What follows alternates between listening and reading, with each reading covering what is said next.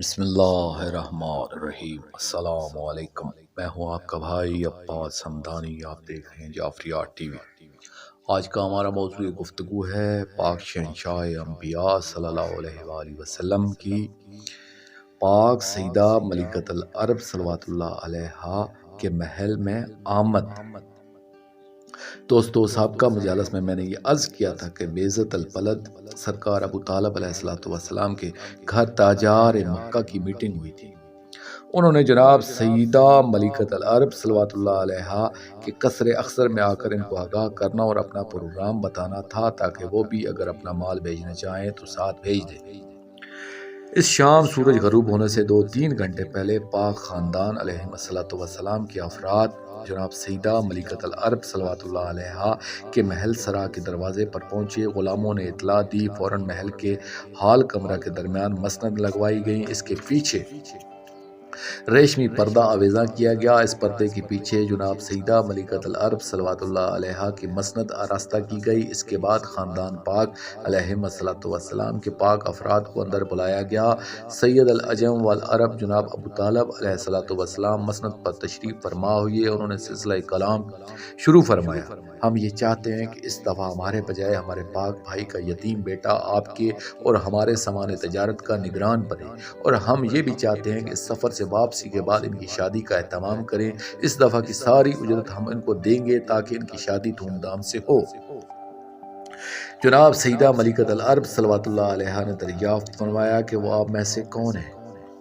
جناب ابو طالب علیہ السلام نے فرمایا کہ وہ ہمارے ساتھ نہیں آئے، مگر وہ صادق و امین ہیں۔ ان کو سارے عرب صادق اور امین کہتا ہے۔ فکر کی کوئی بات نہیں ہے، اگر آپ ان کی زیارت کرنا چاہیں تو ہم ان کو بلا لیتے ہیں، اور آئندہ آپ کے ساتھ ہمیشہ ڈیل انہی کی رہے گی۔ اس کے بعد جناب عباس نے سے فرمایا کہ آپ جا کر ہمارے لال کو لے آئیں۔ جناب عباس یہاں سے روانہ ہوئے۔ ان کو راستہ میں کسی شخص نے بتایا کہ ہم نے ان کو غار حرا کی طرف جاتے ہوئے دیکھا ہے۔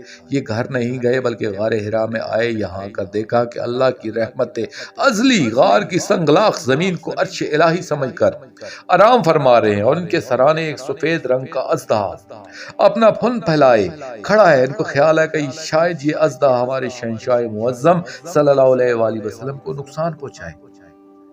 انہوں نے فوراً تلوار برآمد کی اور اژدہا پر حملہ کرنے کا ارادہ کیا کہ یک اس اژدہا نے خود ان پر حملہ کر دیا، اور ایسا حملہ کیا کہ ان کو یقین ہو گیا کہ اب ہمارے بچنے کی کوئی امید نہیں۔ انہوں نے فوراً آواز دی، ادرکنی یا ابن اخی۔ سرور کونین صلی اللہ علیہ وآلہ وسلم نے فوراً آنکھیں کھولی اور نگاہ فرمائی اور دیکھا کہ جناب عباس نے تلوار برآمد کی ہوئی ہے مگر سامنے کوئی چیز موجود نہیں۔ انہوں نے سوال کیا کہ چچا جان، یہ آپ کیا کر رہے ہیں اور یہ تلوار کیوں برآمد کی ہوئی ہے؟ انہوں نے عرض کیا، اے شہنشاہ لال صلی اللہ علیہ وآلہ وسلم، ابھی ہم نے دیکھا کہ ایک اژدہا آپ کے سرانے کھڑا تھا، ہم نے اس پر حملہ کیا، جواباً اس نے ہم پر حملہ کیا، ہم نے آپ کو پکارا تو وہ فوراً غائب ہو گیا۔ وَتَبَسَّمَ عَلَى النَّبِي صلی اللہ علیہ وآلہ وسلم وَقَالَ يَوْمَ لَيْسَ هَذَا وَسَبَانَ وَلَكُنَّ هُمَالِكَ مِنَ الْمَلَائِكَةِ بِحَارُ الْأَنوار۔ فرمایا چچا جان، کوئی اژدہا نہیں تھا بلکہ یہ ایک فرشتہ تھا جو ہمیشہ ہماری حفاظت کے لیے ہمارے ساتھ رہتا ہے۔ ملائکہ عرب ہمارے اور ہمارے در کے غلاموں کے خادم ہیں۔ سورج ابھی غروب نہیں ہوا تھا کہ جناب عباس شہنشاہ معظم صلی اللہ علیہ وآلہ وسلم کو اپنے ساتھ لے کر جناب سیدہ ملکۃ العرب صلوات اللہ علیہ کے عالی شان محل کے صدر دروازے میں داخل ہوئے۔ ان کا صدر دروازے مغربی طرف تھا، اور جس ہال کمرے میں سب سے پہلے سے موجود تھے اس کی ایک کھڑکی مغربی جانب کھلتی تھی۔ جس وقت کائنات اور اللہ کی رحمت ازلی صلی اللہ علیہ وآلہ وسلم نے مین گیٹ کے اندر قدم رکھا تو ان کی پیشانی سے نور کی کرن نکلی جس نے کھڑکی کا پردہ منور کیا، اور پھر کھڑکی کو عبور کرتے ہوئے سید العرب جناب ابو طالب علیہ السلام کی پاک پیشانی کا بوسہ جا لیا۔ جناب سیدہ ملکۃ العرب صلوات اللہ علیہ نے اپنی کنیز کو فرمایا، تم کیسی غافل ہو کہ تم نے کھڑکی کا پردہ بھی صحیح طریقے سے نہیں چھوڑا اور سورج کی روشنی اندر آ رہی ہے۔ وہ کنیز جلدی سے کھڑکی کا پردہ درست کرنے آئی۔ اس نے نگاہ کی تو پردہ درست تھا مگر اس میں سے نور اندر آ رہا تھا۔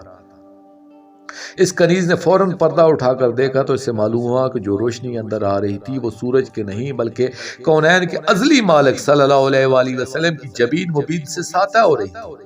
اس نے فوراً عرض کیا، قالت لہا مولاتی ھذا الذی رأیت من انوار محمد صلی اللہ علیہ وآلہ وسلم، اس کنیز نے سر جھکا کر عرض کیا میرے مالک صلوات اللہ علیہ، ہماری کوئی غفلت نہیں، پردہ درست ہے، اور یہ نور شمس سما کا نہیں بلکہ شمس زوا کا ہے، جو پردوں کا عبود کر کے اپنے پاک چچا کی جبین مبین کے بوسے لے رہا ہے۔ یہ بات سن کر جناب سیدہ ملکۃ العرب صلوات اللہ علیہ بہت حیران ہوئی۔ سرور کونین پاک مالک موجودات صلی اللہ علیہ وآلہ وسلم محل کے کمرے میں تشریف لے آئی۔ یہاں پہلی مرتبہ جناب سیدہ ملکۃ العرب صلوات اللہ علیہ نے شہنشاہ کائنات مالک موجودات صلی اللہ علیہ وآلہ وسلم کی زیارت کی۔ شہنشاہ معظم صلی اللہ علیہ وآلہ وسلم کی آمد کے بعد دوبارہ سلسلہ گفتگو جاری ہوا اور تجارت کے موضوع پر بات شروع ہوئی تو جناب سیدہ ملکۃ العرب صلوات اللہ علیہ نے عرض کیا کہ حسب سابق ہم نے اپنے سامان تجارت کی اجرت 100 اوقیہ یعنی 3 کلوگرام سونا اور 100 اوقیہ چاندی کی شکل میں پیش کریں گے۔ سرور کونین صلی اللہ علیہ وآلہ وسلم نے فرمایا کہ ہمیں منظور ہے بحوالہ بہار الانوار۔ اب یہاں میں عرض کرنا چاہتا ہوں کہ آپ خود سوچیں جن کے مال کی حفاظت کی اجرت تقریباً 3 کلو سونا اور 3 کلو چاندی ہو، ان کا وہ مال جو تجارت کے لیے بھیجا جا رہا تھا کتنا ہوگا؟ یہ بھی سوچیں کہ یہ سارا مال تو نہ تھا جو روانہ کیا جا رہا تھا، بلکہ یہ تو صرف ایک شام کی منڈی میں بھیجے جانے والا مال تھا، تو ان کا باقی مال کتنا ہوگا؟ ان کی کل دولت کتنی ہوگی؟ جن کے سامان تجارت کی بار برداری کے لیے 1,80,000 اونٹ رکھے ہوں، ان اونٹوں پہ جانے والا مال کتنا ہوگا؟ اس کا اندازہ شاید ہم نہیں کر سکتے۔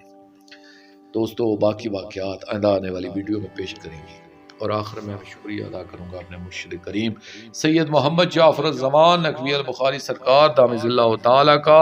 یہ مضمون میں نے ان کی کتاب محسنین اسلام سے پیش کیا، اور آخر میں اپنے پاک شہنشاہ کی بارگاہ میں دعا کریں گے، اللہ جل یا سلطان المنصور، یا فوز العظیم، یا بلد الامین، اجر اللہ تعالی فرجک و صلوات اللہ علیکہ یا رب محمد و آل محمد صلی اللہ محمد و آل محمد عجل فرج آل محمد صلی اللہ علیہ وآلہ وسلم۔